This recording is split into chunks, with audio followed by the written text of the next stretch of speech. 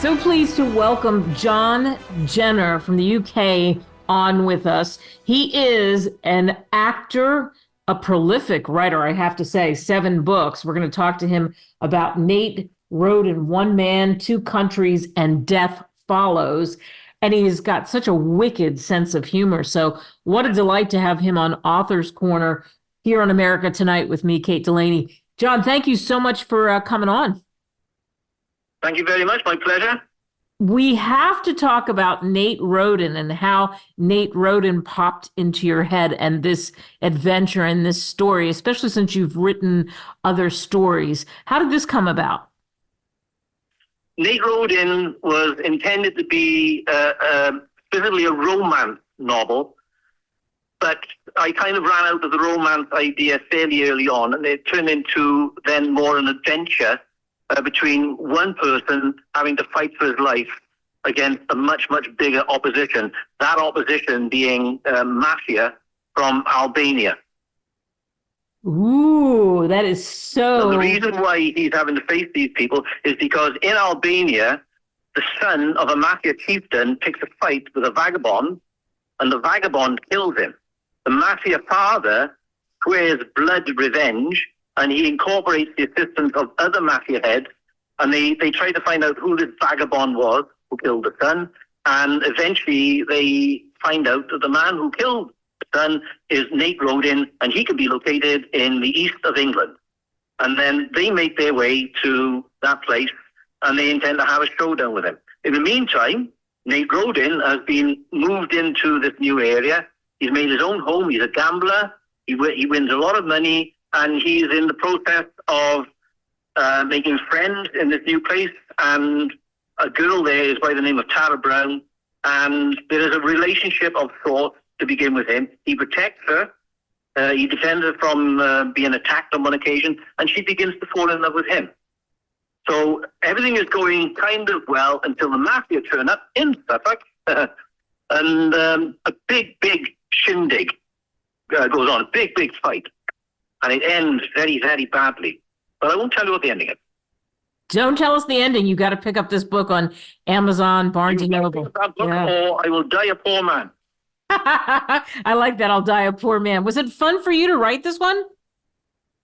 Once you get into the swing of it, the starting is a real hard part. When you're looking at the computer and it's an empty page and you think, how do I start this thing? Once you've got about 4 or 5 pages into it, it's like finding your legs when you're going for a run.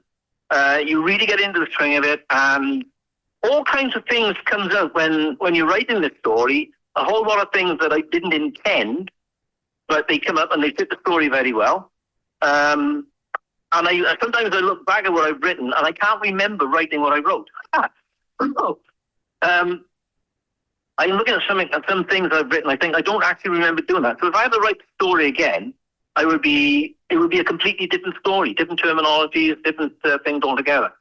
So yeah, I just love writing. It gives me a chance to invent characters and make something of them out of nothing, from a blank page to a page full of characters. So when people read Nate Roden, when they read this story, what do you hope they take away from reading your novel? How do you want them to feel? Well, I'm hoping that they will appreciate that because there are 2 different stories, one set in England and the other set in Albania, that they will keep reading and they'll watch the 2 nations getting closer and closer. There is a massive red herring in the story. I'm hoping that they won't get what that red herring is until they actually come to it. That happens toward the end of the story. So I hope they will be taken by surprise, read it and go, oh my God, I didn't see that coming. And enjoy it for that reason. And then hopefully read it again. Because it's a good book. Exactly. So I'd be remiss not to mention this. You're an actor, and boy, oh boy, and I think of Doctor Who, and it clicked into my brain when you were talking about, this BBC, or I know it's a BBC television series that was filmed in Wales, where you are really, and there's so many interesting episodes that you played in Doctor Who. So first of all, what was it like for you doing anything in Doctor Who? Right. Well, it started off when Chris Eccleston became the Doctor, and the agency that I was working with at the time, they said, "Would you like to appear in Doctor?" And I was like, "You bet your life!"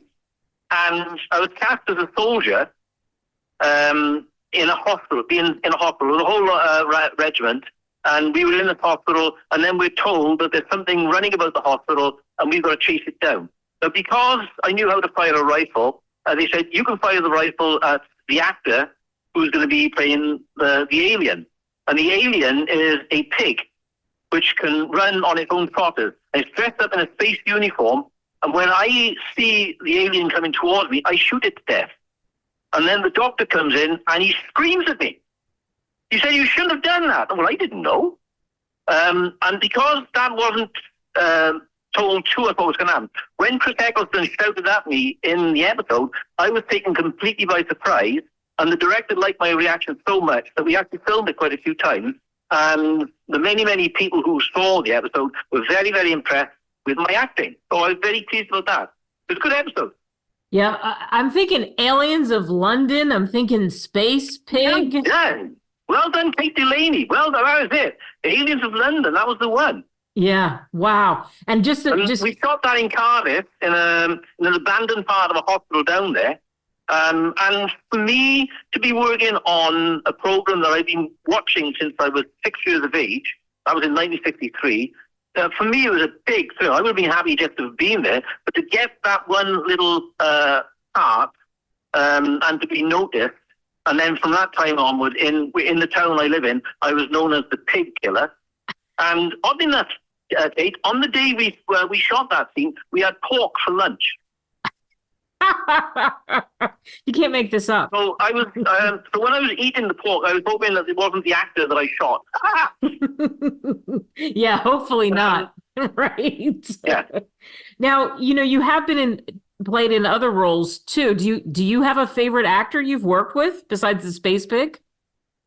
Well, I worked twice with David Tennant. On the Doctor Who series. That was fun. It's fun to watch them when we're actually filming. We're being told what to do. We're going to go here. We're going to go there, and then they turn on to the characters that they're going to be playing.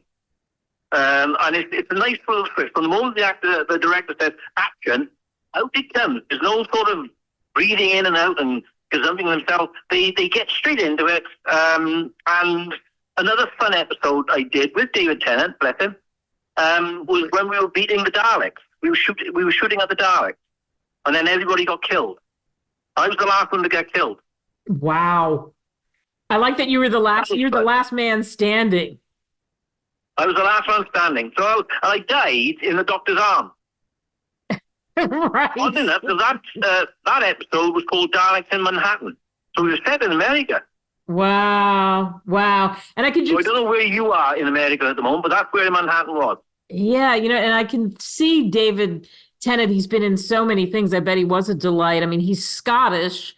And of course, as you said, being the Doctor in that sci-fi series that you were part of, again, what an interesting show that is. What's next for you? You're writing all kinds of books, right? You got a sequel coming up.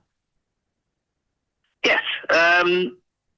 Well, Lee Roden come out. I've got a third story to come out as well. I'm waiting for that to be published. I've got to proofread that one, and then which is a tedious process, because it means you've got to read everything that you've just written, and because you've written it, you have a tendency to be a bit let's say, blasé, and you tend to skim over something you've written because you know what was there. Sometimes I skim over the mistakes I already made. That means I have to proofread the damn thing again. And the first novel I did was called The Legacy of Joe Farr. I must have proofread that about 10 times. Wow. I know that story inside and out now, and it's a hard-going process because you keep seeing mistakes. I think even the finished product was a mistake, but there you go. That's the way it goes.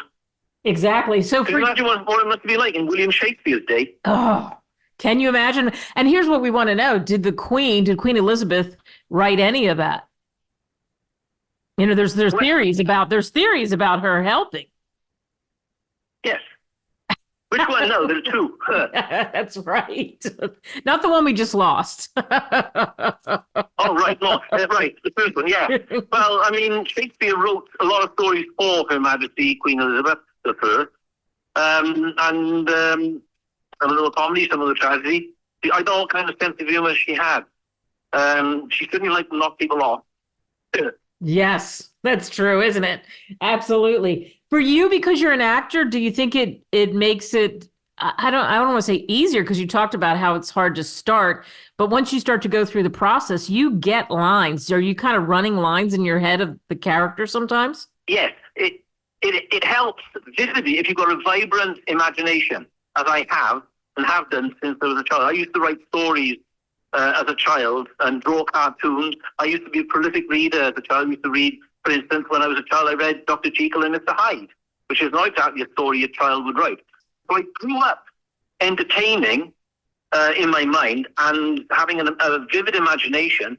So I suppose it was inevitable that one day I would write a story like this. So that's basically what got me going. My vivid imagination. It helped. Right, it helps. John Jenner, we could talk to you all day long. Thank you so much. Pick up his book, of course, any of his books. Get them on Amazon, Barnes & Noble. Thank you. Thank you very much, Kate Delaney. It's been a pleasure talking to you.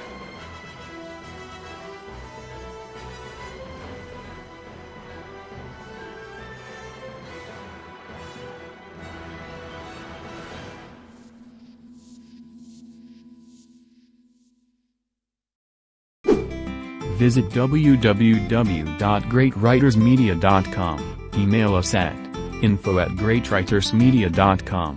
Call us at 877-600-5469. Subscribe now.